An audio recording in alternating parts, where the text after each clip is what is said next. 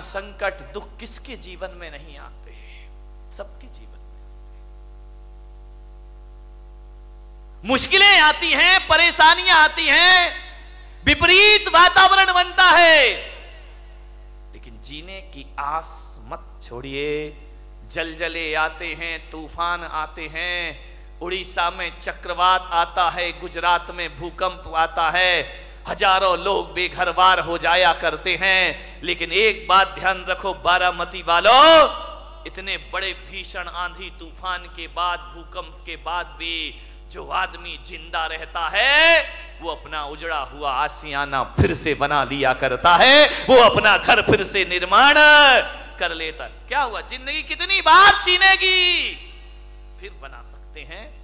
अगर हौसले बुलंद हो तो आंधियों में चिराग जला करते हैं। ध्यान रखिए, आज समस्या है बहुत बड़ी।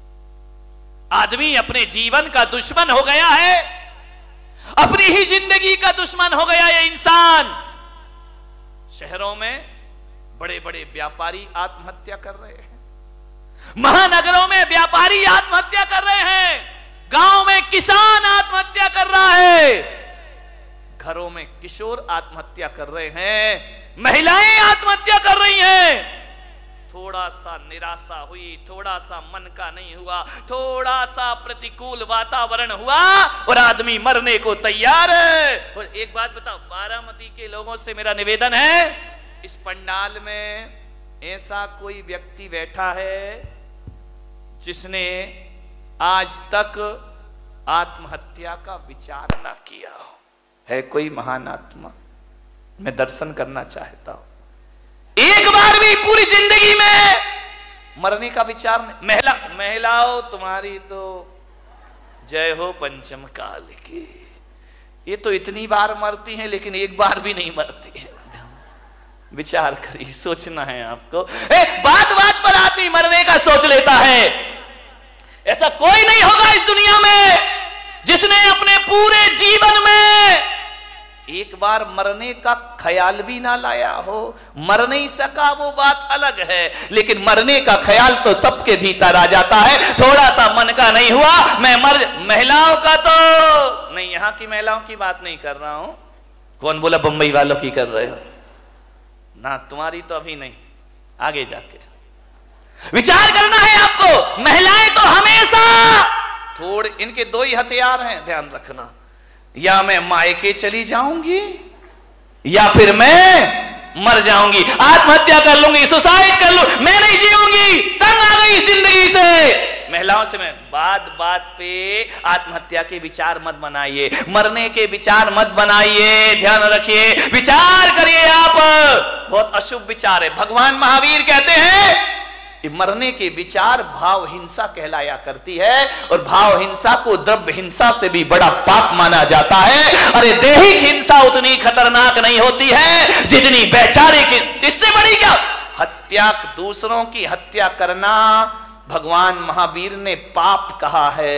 एक इंद्रिय जीव को भी मारना भगवान महावीर ने पाप कहा है। अरे एक बात याद रखना, मेरे महावीर कहा करते हैं, अरे दूसरों की हत्या करना पाप है, लेकिन अपने आप की हत्या करना महापाप हुआ करता है। इससे बड़ा दूसरा कोई पाप, दूसरों की हत्या करना तो पाप ही है, अपनी करना महापाप हुआ करता है। इसलिए भगवान महावीर ने एक प्यारा सा सूत्र दिया है। भगवान महावीर ने 4 शब्द इस इंसान को दिए हैं। अरे वो 4 शब्द नहीं, 4 वेद हुआ करते हैं, वो 4 आर्य सत्य हुआ करते हैं, वो महावीर के 4 शब्द।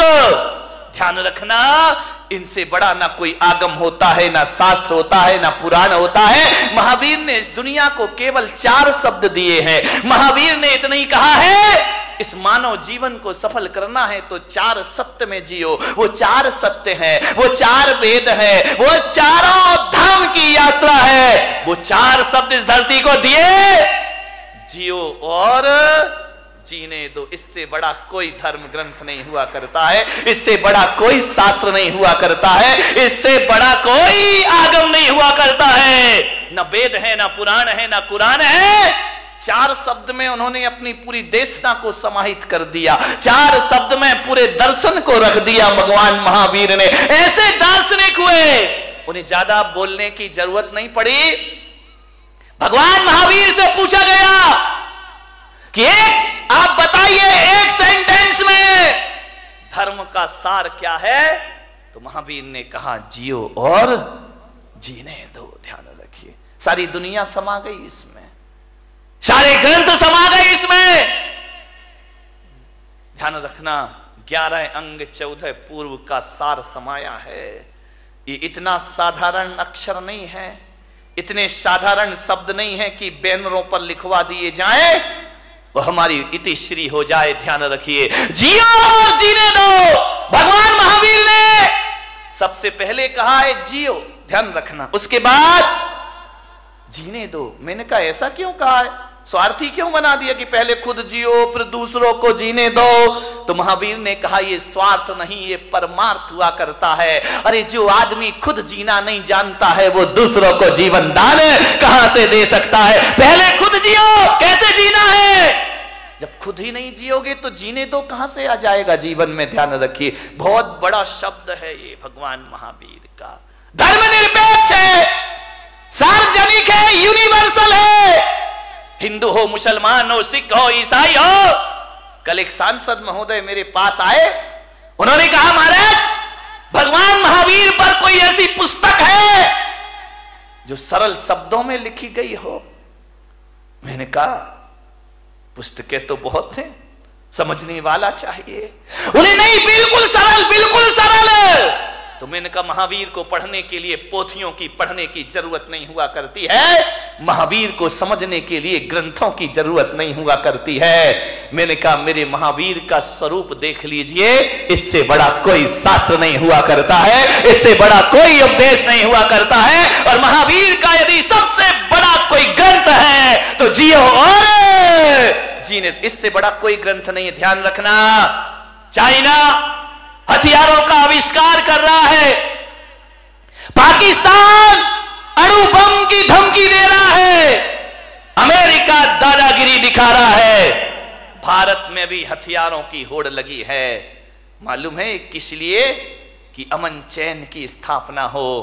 लेकिन इन्हें कौन समझाए। मैं पुलक सागर कहता हूं कि विश्व में अमन चैन जब भी आएगा, आज नहीं तो कल, कल नहीं तो परसों, सारी दुनिया को महावीर के झंडे के नीचे आना ही पड़ेगा, महावीर के सिद्धांतों को अपनाना ही पड़ेगा, महावीर के उपदेशों को स्वीकार करना पड़ेगा। यदि चाइना सोच ले जियो और जीने दो, पाकिस्तान सोच ले जियो और जीने दो, भारत सोच ले जियो और जीने दो, तो क्या करोगे हथियारों का मेरे भाई, क्या करोगे इन शस्त्रों का? क्या करेगा आदमी शक्ति संपन्न होकर के? जियो और जीने दो। जैन कुल में पैदा होके इन शब्द की महिमा नहीं समझ में आई, बहुत बड़ी ताकत है। जब घर में झगड़े हो, विवाद हो, लड़ाई हो, एक ही सूत्र अपनाना, जियो और, वहां हमारी समस्या महत्वपूर्ण हो जाती है, सूत्र महत्वपूर्ण नहीं होता है। सूत्र को महत्वपूर्ण कर लो, रातों रात घर के झगड़े समाप्त हो जाएंगे मेरे भाई। समाज में विवाद हो जाए, भाई भाई में विवाद हो जाए, परिवार में झगड़े हो जाएं, कोई कितनी भी बड़ी गलती कर दे, कितना भी बड़ा अपराध कर दे, आदमी एक सूत्र जुबान पर ले आए, जियो और जीने। क्या अपराधियों को जीने का हक नहीं है इस धरती पर? उन्हें भी जीने का हक है मेरे भाई, पापियों को भी जीने का हक है। महावीर जैसी दृष्टि, महावीर जैसा सोच, और मैं आपसे निवेदन करता हूं कि महावीर के इस देश में, महावीर के समाज में, महावीर के इस पंथ में आत्महत्या करना महावीर का सबसे बड़ा अपमान है मेरे भाई। इससे बड़ी कायरता दुनिया में कोई दूसरी नहीं हुआ करती है। आत्महत्या के विचार कभी मत बनाओ, विचार बनाना भी पाप है। मरने के पहले क्यों मर जाते हो? ध्यान रखिए, जिंदगी में जीने की बात ना रखिए। मरने में रखा क्या है? कौन सी बहादुरी मेरे भाई मरने में? कौन सा बड़ा मेहनत करना पड़ता है। 2-4 भक्त मेरे पास आए, बोले महाराज हम आपके शिष्य हैं। तो मैंने कहा अच्छी बात है भाई, क्या करें? बोले हम आपके भक्त हैं। तो मैंने कहा ठीक है। बोले आप आदेश करो। मैंने कहा क्या आदेश करूं? बोले जो आप कहोगे वो काम हो जाएगा। मैंने कहा तू मेरा शिष्य बन के क्या करेगा? बोले आपके लिए अपनी जान दे दूंगा, सब कुछ अर्पित है आपके लिए, तन अर्पित है, मन अर्पित है, जीवन अर्पित है। मैंने कहा जीवन नहीं चाहिए मुझे, तन नहीं चाहिए मुझे, मन नहीं चाहिए मुझे। तो बोले महाराज आपको क्या चाहिए? मैंने कहा मैं अपने भक्तों में ऐसे भक्तों को, ऐसे लोगों को मैं अपना भक्त नहीं बनाता हूं जो मेरे लिए जान देने को तैयार है। अरे मेरे लिए मरने को तैयार मत रहो। सच्चा भक्त यदि मुझ पे मर जाएगा तो वो सच्चा भक्त नहीं होगा। अरे महावीर भगवान को मरने वालों की जरूरत नहीं, महावीर भगवान को तो जीने वालों की जरूरत हुआ करती है। धर्म के नाम पर जियो मेरे भाई, धर्म के नाम पर मरो मत। महावीर ने नहीं कहा कि धर्म के नाम पर मरना, महावीर ने तो कहा है धर्म के नाम पर जीना। मरना कोई बहादुरी का काम नहीं है, 2-5 मिनट का काम है। एक फंदा लगाया, आंखें बंद की, 2 मिनट में जिंदगी खत्म। एक बंदूक लगाई, जिंदगी खत्म। गला घोट लिया, जिंदगी खत्म। मरना कौन सी बहादुरी है? मरने में टाइम कितना लगता है? 1 मिनट, 2 मिनट, 5 मिनट। मिट्टी का तेल डाला, आग लगाई, मर गए। ये कोई बहुत बहादुरी का काम नहीं है। मरने में 2 मिनट लगते हैं, मगर जीने में 100 साल की जिंदगी लग जाया करती है मेरे भाई। जीना बहादुरों का काम हुआ करता है, संघर्षों में जूझना बहादुरों का काम हुआ करता है, विपरीत परिस्थितियों में जीना ये बहादुरों का काम हुआ करता है। ध्यान रखिए मान्यवर, मुझे याद आ रहा है वह व्यक्तित्व जिसने कई बार हार मानने के बाद भी जिंदगी से हार नहीं मानी। ध्यान रखिए, इतने जल्दी जिंदगी से हार जाते हो, आत्महत्या कर लेते हो नहीं। मान्यवर आपसे मेरा निवेदन है, जिन लोगों ने आत्महत्या की है ना, कभी उनकी कब्रों पे जाके पूछना, कभी उनकी चिताओं में जाके पूछना, जो मर गए हैं उनसे पूछना कि बताओ मेरे भाई तुम्हें कैसा लग रहा है। तो यदि सुन सको और तुम्हारे कान में ताकत होगी तो भीतर से आवाज आएगी कि जो गलती मैंने कर ली है, ऐ भले मानस ये गलती तू अपनी जिंदगी में दोबारा कभी मत करना। अपनी जिंदगी को पूरी तरह से जीना, भाव हिंसा मत करना, आत्महत्या के भाव मत बनाना। महिलाओं से खासकर निवेदन है, सबसे ज्यादा आत्महत्याएं महिलाएं किया करती हैं, सहन शक्ति से बाहर हो जाता है। आत्महत्या के भाव मत बना। ये तो बात बात पे बनाती हैं आत्महत्या के भाव। पति ने काम नहीं सुना, सुनो जी तुमने ये नहीं किया मैं मर जाऊंगी। अरे उसने काम नहीं किया और तुम मर जाओगी, सड़े से काम में मर जाओगी। मरो मत। भगवान महावीर कहते कि मरने के भाव यदि बना लिए, एक बात ध्यान रखना, एक द्रव्य हिंसा होती है, एक भाव हिंसा होती है। यदि आपने भाव बना लिए तो जैन आगम कहता है कि जिस समय आप कह रहे हो मैं मर जाऊंगी या मैं मर जाऊंगा, उस समय यदि आयु कर्म का बंद हो जाए, फिर आप मरे या ना मरे, आपकी दुर्गति जरूर होने वाली है। कोई बचाने वाला नहीं है। फिर मरो या ना मरो, ऐसे भाव बना लिए और आयु कर्म का बंद हो गया तो नरक गति की पात्र बना करती हो। ध्यान रखिए, नरक जाने का द्वार खुल जाता है। अपनी हिंसा सबसे बड़ा पाप है। आत्महत्या के भाव से आयु का बंद हो जाए तो नरक मिला करता है। अति संक्लेश भाव ते मरो, घोर शुभ्र सागर में पड़ो। नरकों की जिंदगी हो जाएगी। क्या सोचते हो कि मरने के बाद समस्याओं का अंत हो जाएगा? अरे मेरे भाई, आत्महत्या तो खुद एक समस्या हुआ करती है। आत्महत्या से समस्याओं का अंत नहीं हुआ करता है, जीवन का अंत नहीं हुआ करता है। चिताओं के बाद एक जिंदगी फिर जीना है, हमें ध्यान रखिए। लेकिन तुम्हारी जिंदगी निराशाओं में जाती है। एक गुलाब का पौधा ये सोचता है कि मैं नारियल के पेड़ की तरह बड़ा हो जाऊं। अब बाजू में लगा है, अब वो सोचे मुझे नारियल का पेड़ बना दे, नारियल का पेड़। अब गुलाब का पौधा कैसे पेड़ बन जाएगा? पेड़ इसलिए दुखी है कि वो सोचता है यार गुलाब जैसे फूल मुझ में आ जाए, गुलाब जैसे फूल, जिंदगी दुखी हो जाएगी। एक जगह मैंने देखा, अरे गुलाब का पेड़ अपनी पौधा अपनी मस्ती में झूम रहा है, नारियल का पेड़ अपनी मस्ती में झूम रहा है। मैंने एक साधु से पूछा, बताओ ये अपनी मस्ती में क्यों है, ये इतने आनंदित क्यों है? बोले इसलिए आनंदित है कि नारियल का पेड़ कभी नहीं सोचता कि मुझ में फूल लग जाए, और गुलाब कभी नहीं सोचता कि मैं इतना ऊंचा हो जाऊं। इसकी अपनी मस्ती होती है और उसकी अपनी मस्ती में रहो। अरे मेरे भाई, पूनम की रात का जो सौंदर्य है ना, कभी कभी अमावस भी बड़ी सुंदर लगा करती है मेरे भाई। यदि अमावस की रात ना होगी तो पूनम का सौंदर्य कौन जान पाएगा? यदि जीवन में दुख नहीं होंगे तो सुख का स्वाद। एक बात बताओ, यदि इस जिंदगी में सुखी सुख होता, दुख नहीं होता, तो क्या करते आप? बताइए। सबको सुख, सब सुखी सुख। अब कोई बोले ये छोटी उंगली, ये बड़ी उंगली, ये बीच की, अरे भाई क्या दिक्कत है? अब जी ये एक बात बताइए, यदि पांचों उंगली भगवान एक सी बना देता तो क्या करते आप? कल्पना करो, कभी सोचते हो ये पांचों उंगली एक सी हो जाती तो ना लिखने का आनंद ले पाते, ना खाने का आनंद ले पाते, सामान उठाते नहीं बनता। ध्यान रखना, हर उंगली का अपना अपना महत्व हुआ करता है। अंगूठा है और अनामिका है, तभी आप इससे कुछ लिख सकते हैं। ध्यान रखिए, ये बीच की उंगली है, ये ध्यान रखना, ये बीच की उंगली सबसे बड़ी हुआ करती है। ये उंगलियां भी इसके जैसी बड़ी होने का ख्वाब देख ले तो ये दुखी हो जाएंगे। ये अनामिका है, ये नहीं होगी तो सिंदूर कहां से लगाओगे और तिलक कहां से लगाओगे? बेचारा एक बार इन उंगलियों में झगड़ा हो गया। अंगूठा बोला मैं सबसे बड़ा। बोले क्यों?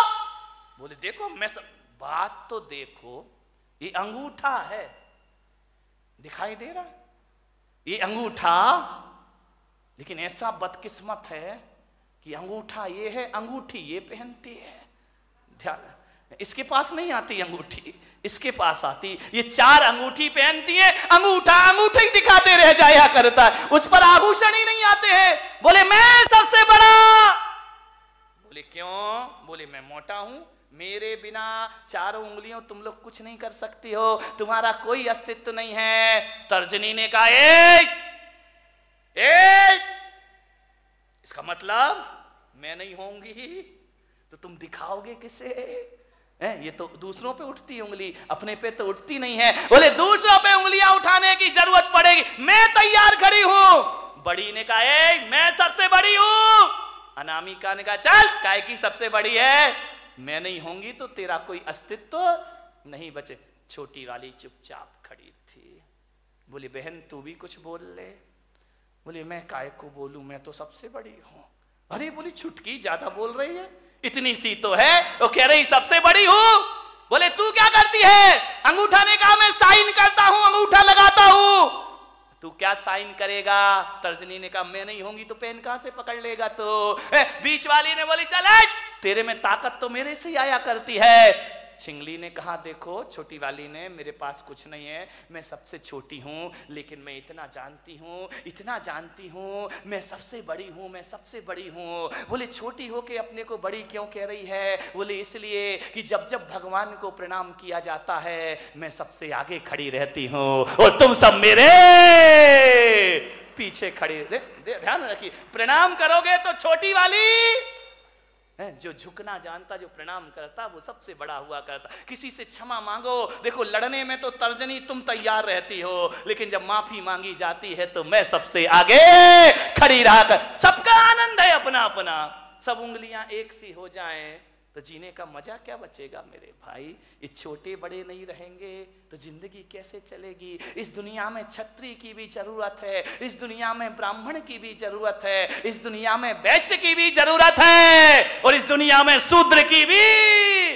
शूद्र नहीं होंगे ना, 3 दिन हड़ताल कर दे, जीना मुश्किल हो जाएगा मेरे भाई। ध्यान रखिए, सबका अपना महत्व, अपने अपने में राजी हो जाओ। राजी हैं हम उसी में जिसमें तेरी रजा है। यहां त्यों भी वाह वाह है। यहां कबीर का झोपड़ा एक दिन बेश्या के कोठे के सामने बना दिया गया। बेश्या को बड़ी परेशानी हुई, कबीर को कोई परेशानी नहीं थी। संतों को क्या परेशानी, परेशानी तो संतों से दुनिया को है। कबीर अपनी भक्ति करता था, राम नाम भजन में लीन रहता था, वेश्या को डिस्टर्ब हो गया। रोज वेश्या के कोठे में ढोलक बजती, तबले पर थाप पड़ती, घुंघरुओं की आवाज आती, और जब घुंघरुओं की आवाज और ढोलक की थाप पड़ती, कबीर उस संगीत में अपने राम का भजन किया करता, भगवान का स्मरण। बड़ा आनंद है मुझे इस जीवन में। लेकिन जैसे ही कबीर भजन गाता तो ये दीवाने मतवाले लोग वेश्या के कोठे में जाते और कबीर का भजन सुनते, कबीर के पास जाकर बैठ जाते। अरे वेश्या ने कहा, ये कबीर तो मेरा धंधा चौपट कर देगा। जे लोग आते हैं वासना के लिए, ये साधना में लगा देता है। बोले ये तो मेरी दुकानदारी पूरी बंद कर देगा। वेश्या ने कहा, इसका झोपड़ा हटाओ यहां से, अपना धंधा बंद हो जाएगा। लोग कबीर के पास जाते हैं, शरीर को नश्वर समझने लगते हैं, भोगों को नश्वर समझने लगते हैं। और ये आदमी भोगों को नश्वर समझेगा तो मेरा तो खाना खराब हो जाएगा। वेश्या ने अपने यारों से कहा कि जा, आज रात को कबीर का झोपड़े में आग लगा दो, जला दो रात को। रात हुई, वेश्या के यार गए, कबीर के झोपड़े में आग लगा दी। घास फूस का झोपड़ा धू धू करके जलने लगा। कबीर ने देखा, वाह वाह, अभी तो ये झोपड़ा तू कितना चाहता है मेरा राम, मुझे कितना प्यार करता है। क्योंकि जब ये झोपड़ा था ना, तब तुझे दिक्कत होती थी मुझे देखने में। अब झोपड़ा हटा दिया, आओ अपन सामने से दीदार करेंगे। बीच की दीवार खत्म हो गई, मजा आ गया, हरि भजन करने लगा, जल गया झोपड़ा। बोले लोग हवन यज्ञ करते हैं तो आहुतियां डालते हैं, वारे मेरे राम जी, तुमने तो मेरा झोपड़ा ही आहुति में डाल दिया, मजा आ गया। अब खुल के आकाश को देखेंगे, चांद सितारों का सौंदर्य देखेंगे। बहुत खुश हुआ कबीर। बात बदल गई। किस्मत को बदलने में ध्यान रखना, 100 साल में किस्मत जरूर बदलती है, ध्यान रखना। ऐसा कोई नहीं जिसकी किस्मत ना बदलती हो, जरूर बदलेगी किस्मत। आज है कल नहीं रहेगा, आज कुछ नहीं है कल सब कुछ होगा, ध्यान रखिए। हवा का एक झोंका आया और कबीर के झोपड़े की आग वेश्या के कोठे तक पहुंच गई। और उस आग ने पर्दे जलाना शुरू कर दिए, पर्दे जल रहे हैं, साज-बाज जलने लगे, ढोलक फट गई, हारमोनियम जल गया। वेश्या उठी, ये क्या हो गया, मेरे कोठे में आग लग गई, मेरी जिंदगी भर की कमाई सब मिट्टी में मिल गई। बहुत परेशान हुई वेश्या, कोई बुझाने वाला नहीं उस रात को उसके कोठे की आग। सवेरे तक कोठा जल जल के धुआं हो गया। दौड़ी दौड़ी गई कबीर के पास, कबीर कबीर कबीर। कबीर तो भगवान की राम धुन में लगे हुए हैं। अरे कबीर उठो, देखो ये क्या हो गया है। कबीर भगवान के भजन में ले, वाह मेरा हरि, मेरा परमात्मा, मेरे राम, बड़ी कृपा है, बड़ी मेहरबानी है तुम्हारी। वेश्या ने कहा, कबीर तेरे तो आगे पीछे कोई नहीं है, तू तो साधु अक्खड़ फक्कड़ है, मेरी तो जिंदगी भर की कमाई धू धू करके जल गई कबीर, मैं बर्बाद हो गई। कबीर ने आंखें खोली, क्या हुआ वेश्या, देख कबीर मेरा कोठा जल रहा है, धू धू करके राख हो रहा है मेरा कोठा, बचा ले कबीर बचा ले। कबीर ने कहा, इसमें मैं क्या कर सकता हूं। बोले कबीर मुझे माफ कर, मैं प्रायश्चित चाहती। अरे किस बात का प्रायश्चित।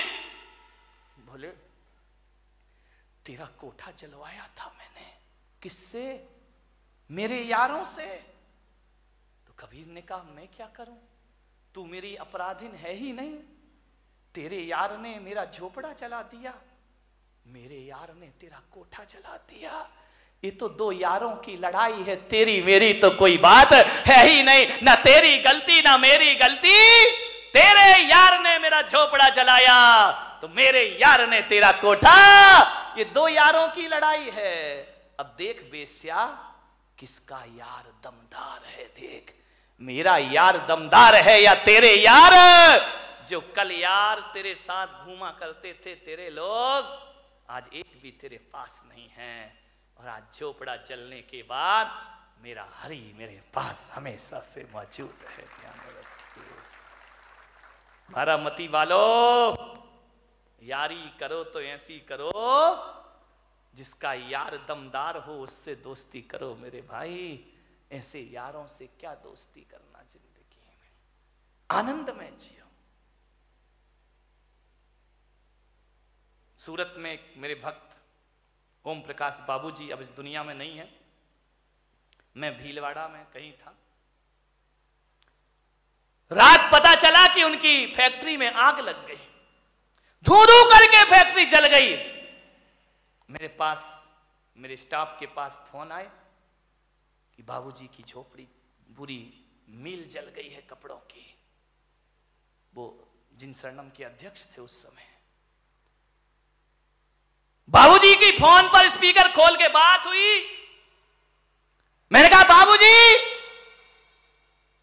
ये जो मिल जल गई आपकी, कहां हैं आप? बोले कहां हूं? सामने खड़ा हूं, मिल जल रही है कपड़े की, आप कुछ नहीं कर रहे। क्या करना महाराज, कर भी क्या सकता हूं, मैं तो बुझा नहीं सकता। बुझाने वाले अपना काम कर रहे हैं, मैं अपना काम कर रहा हूं। मैंने कहा क्या हुआ? कुछ नहीं महाराज, चिंता मत करो, आपका हाथ हमारे सिर पर है, ऐसी 10 मील फिर खड़ी करने की मैं ताकत रखा करता हूं। वो आदमी कमजोर नहीं पड़ा, वो शख्सियत कमजोर नहीं पड़ी, हौसले हैं महाराज। आपका शिष्य इतना कमजोर नहीं है, 2 मील क्या ऐसी और भी जल जाए तो भी मेरे मन में कोई फर्क पड़ने वाला नहीं है। मैंने कहा बाबूजी आप उस समय क्या महसूस कर रहे थे जब वो मुझसे मिलने आए? बोले क्या कर रहा था, आपका हाथ सिर पर है ना, भगवान मेरे साथ है ना।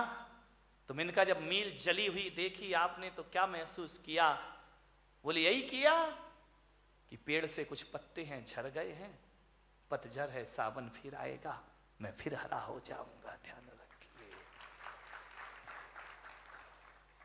कपड़ा ही तो जला है, मील ही तो जली है, मेरे हौसले तो नहीं जले हैं ना। और आपको विश्वास नहीं होगा, 6 महीने में बाबूजी ने दूसरी मील खड़ी कर दी उसी जगह पर जाकर। मानिए